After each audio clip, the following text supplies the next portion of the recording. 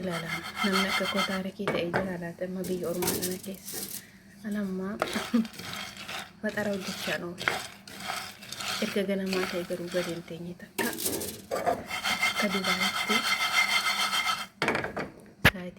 sa'aatii 9 ka'e jechuudha. Akkan Dubaayitti 9 ka'e hamma ammaatti hojii xumure garuu taarikeen ta'e bunni jira je'eetanii buna danfisuufan gadi fuudhe. Yoomaan gadi fuudhamu tokko iyyuu hin jiru. Qofooluu waattaa. Amma sabbaa koolli xaree kuna faxara jala kaayee kun akkasitti shookkisuu hin gammade. Buna kana harkee irra kaayee immoo waan meeqan hojjechaa oole. Garuu bunni koo ammoo hin gubanneera tokko tokko na jalaa gubatteetti malee. Jiruun biyya ormaa akkas nama gooti. Dhumas hin qabu, darbas hin qabu. Yeroo baay'ee taarikiin ta'a jechuudhaan. Fixeera yoon jiru hin dhumne garaa hojiin iddichuma jira. Dhumateera ammaan jedhu hojiin hin dhumne achuma jira achuma garummaan taa'u gidduun kooba. Kunis gadi jooree jaawareen hojjechaa oola. Mee jirtu laatama warra akka koo kun dhumeerattu malee kan hin dhumne. Fixeera jaagaree nuti. Amma kun maal abbaa kun godhatee ganaa buna bitiin jedhaare. Isuma mana jiru fuudhee shookkisuu hin gammade. An ofitti amanee ofii eegaa.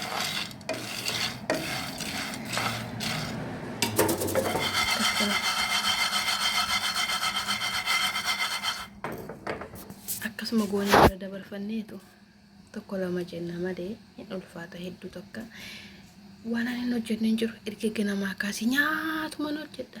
Amma sa'aatii 10tti mana qulleessee malee jechuudha. Garuu hom tokko achinsi asuma. Amma gaafa birrii biyyatti arginu birriin waan lafaa hammaaramee ergametti fakkaata. Akkatti hojjennee jennu immoo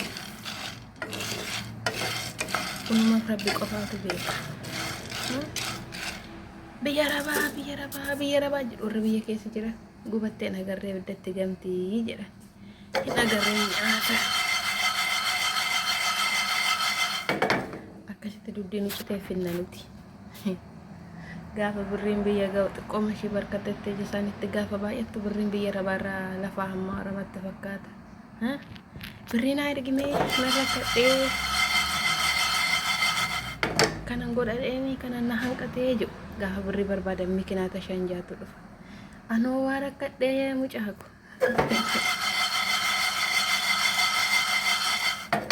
Meenaa ergimee maaloo?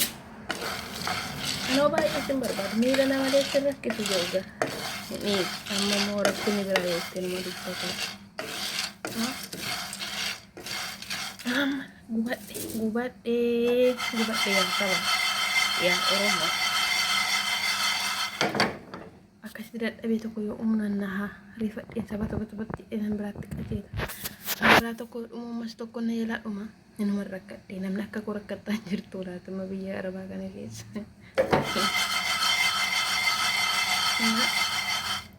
Koottaa moo buna dhugaa. Asumaan biraan oolaa. Isaan bichaa miti kan dhugummoo anis keessa dhuga.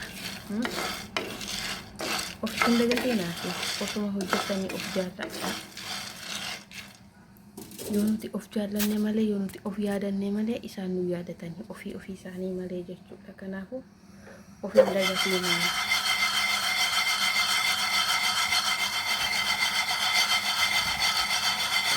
Of jaalladha of yaadadha sin jedha. Kun akkasii gaa bunni koo kana fakkaata.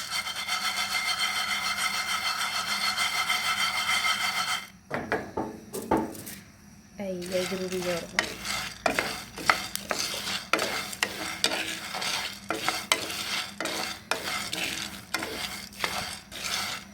Nama of qabne of barsiisa. Nama mana barumsaa galle moo mana barumsaa galchee biyya Arabaa kun dhugaa dubbachuuf taanaan jechuudha. Namni biyyatti maatiif hin abboomamnellee, namni biyyatti maatiif hin yaadnellee, namni biyyatti waa'ee maatii isan cimu isan dhimmallee erga as gahee isa yaaddessaa. Erga as gahee mi'aa haadhaa baraa, erga as gahee mi'aa abbaa baraa waan hundi biyya Oromootti asanii jedhama.